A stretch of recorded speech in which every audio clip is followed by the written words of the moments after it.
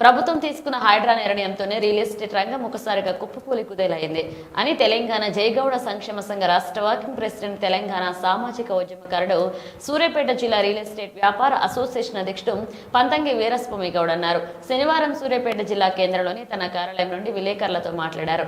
హైడ్రా వల్ల తెలంగాణ రాష్ట్ర వ్యాప్తంగా సామాన్య మధ్యతరగతి ప్రజలు ఫ్లాట్లు కొనే పరిస్థితి లేకుండా పోయిందన్నారు. ప్రభుత్వం తీసుకొచ్చిన భూభారతిలో కూడా స్వల్ప మార్పులు చేయాలని విజ్ఞప్తి చేశారు.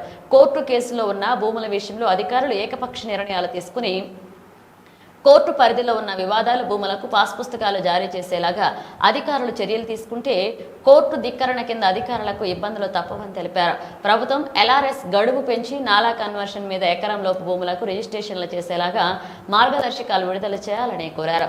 ప్రభుత్వం తీసుకున్న హైడ్రా నిర్ణయంతో రియల్ ఎస్టేట్ రంగం కుదేలైందని, రియల్ ఎస్టేట్ వ్యాపారంపై ఆధారపడ్డ ఎంతో మంది జీవితాలు అంధకారంలోకి నెట్టివేయబడ్డాయని వాపోయారు. ఎఫ్టీఎల్ పరిధిని 200 మీటర్లు కాకుండా కేవలం 30 మీటర్ల వరకే తగ్గించి అమలు చేయాలని ప్రభుత్వాన్ని డిమాండ్ చేశారు. ఎల్ఆర్ఎస్ కొరకు మీ సేవ ద్వారా ఇండ్ల ఫ్లాట్లకు 10,000 రూపాయలు కట్టించుకున్న ప్రభుత్వం ఇంతవరకు దాన్ని రెగ్యులరైజేషన్ అమలు చేయలేదన్నారు. దాన్ని పెండింగ్ లేకుండా ఎల్ఆర్ఎస్ రెగ్యులర్ చేసేటట్టుగా ప్రభుత్వం నిర్ణయం తీసుకోవాలని తెలియజేశారు.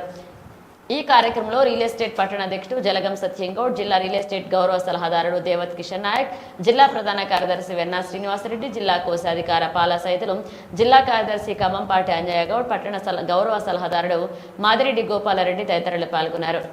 ఎక్కడ చూసినా, ఏ మారుమూల పల్లె చూసినా, ఎక్కడ చూసినా ప్రజలు ఆందోళన చెందుతున్నారు. రాష్ట్ర ప్రజానీకం రిజిస్ట్రేషన్ కూడా ప్రతి కార్యాలయంలో 142 సబ్ రిజిస్టర్ కార్యాలయంలో గతంలో ఉన్నటువంటి రిజిస్ట్రేషన్ గణాంక అధికార గణాంకాలు చెప్తున్నాయి. రాష్ట్ర ప్రభుత్వానికి కూడా ఆదాయం తగ్గింది. రియల్ ఎస్టేట్ రంగం ఇంకా పుంజుకోలేదు. రియల్ ఎస్టేట్ కూడా గతంలో ఉన్నటువంటి హైడ్రా తీసుకొచ్చినటువంటి హైడ్రా వల్ల తెలంగాణ రాష్ట్ర వ్యాప్తంగా బాజాప్తగా ఎక్కడ రియల్ ఎస్టేట్ కూడా చాలామంది ఆర్థికంగా డబ్బులు వడ్డీలో తీసుకొచ్చి వాళ్ళు ఫైనాన్స్ తీసుకొచ్చి రియల్ ఎస్టేట్ పెద్ద వ్యాపారులు వెంచర్లు వేసి అమ్ముడు పోని పరిస్థితి ఏర్పడ్డది. మరి రాష్ట్ర ప్రభుత్వం మరి రిజిస్ట్రేషన్ ఛార్జీలు గత ప్రభుత్వమే పెంచింది. మళ్ళీ ఇప్పుడు ఈ ప్రభుత్వం కూడా రిజిస్ట్రేషన్ ఛార్జీలు పెంచుదని ప్రభుత్వం చెప్తున్నది.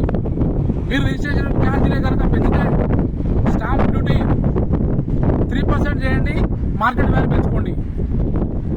స్టాంప్ డ్యూటీని తగ్గించాలని ఈ సందర్భంగా తెలుసుకుంటున్నాం. రిజిస్ట్రేషన్ ఛార్జీలు పెంచడం వల్ల సామాన్యుడు కొనుక్కునేటటువంటి పరిస్థితి లేకుండా ఈ రాష్ట్ర ప్రభుత్వం ఒక జీవో తీసుకొస్తుంది. మరి ఆ మార్కెట్ వాల్యూ పెంచే విషయాన్ని కూడా ఒకసారి ప్రభుత్వం పునరాలోచన చేసి ప్రతి పేదవాడికి, రియల్ ఎస్టేట్ ఉన్నటువంటి వ్యాపారులకు, ఏజెంట్లకు అన్యాయం జరగకుండా ఈ రాష్ట్ర ప్రభుత్వం ప్రజల పక్షాన నిలబడి ఈ రాష్ట్ర ప్రభుత్వం ఆ జీవోను వెనుక తీసుకొని, ఒకవేళ మీరు మార్కెట్ వాల్యూ పెంచితే స్టాంప్ డ్యూటీ తగ్గించాలి, 3% చేయాలి. అలా చేస్తే ప్రజలు కూడా ఇబ్బంది గురి కాకుండా ఉంటారని సందర్భంగా తెలుసుకుంటున్నాం. స్లాట్ బుకింగ్ విధానం తీసుకొచ్చినారు. ఆ స్లాట్ బుకింగ్ విధానంలో మరి కొంతమంది ప్రభుత్వం ఉన్నటువంటి భూములను కూడా రెగ్యులరైజ్ చేస్తే, ఒక 10-15 సంవత్సరాలు ఉన్నటువంటి భూములు కూడా మీరు రెగ్యులరైజ్ చేస్తే మీకు రాష్ట్ర ప్రభుత్వానికి ఆదాయం వస్తుందని కూడా సందర్భంగా తెలుసుకుంటున్నాం. రాష్ట్ర ప్రభుత్వం రియల్ ఎస్టేట్ రంగాన్ని చిన్న చూపుతున్న సందర్భంగా తెలుసుకుంటున్నాం.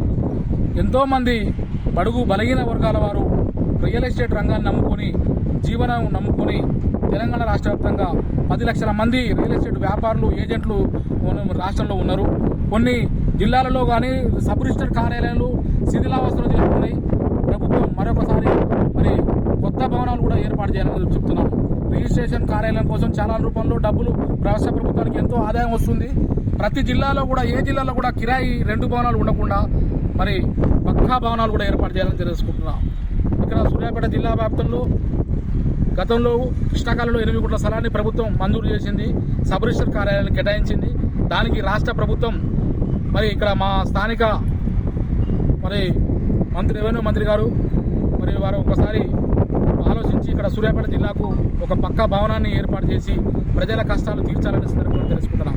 ఆ మార్కెట్ వాల్యూ తగ్గించి, మార్కెట్ వాల్యూ పెంచితే రిజిస్ట్రేషన్ ఛార్జ్ తగ్గించాలి మరొకసారి తెలుసుకుంటూ, ఇక్కడికి వచ్చినటువంటి మా మిత్రులు రియల్ ఎస్టేట్ పట్టణ అధ్యక్షుడు, పట్టణ గౌరవ సలహాదారుడు దేవత్ కిషన్ గారు, జిల్లా ప్రధాన కార్యదర్శి వెన్నా శ్రీనివాసరెడ్డి గారు, జిల్లా కోశాధికారి పాలసరి గారు, మారయ్య గారు, మల్లయ్య గారు, సరగల కోటేశ గారు, పట్టెటి కిరణ్ గారు, వారందరికీ ఇక్కడికి వచ్చినటువంటి నా యొక్క హృదయపూర్వక నమస్కారాలు తెలియజేసుకుంటూ సెలవు తీసుకుంటున్నాం.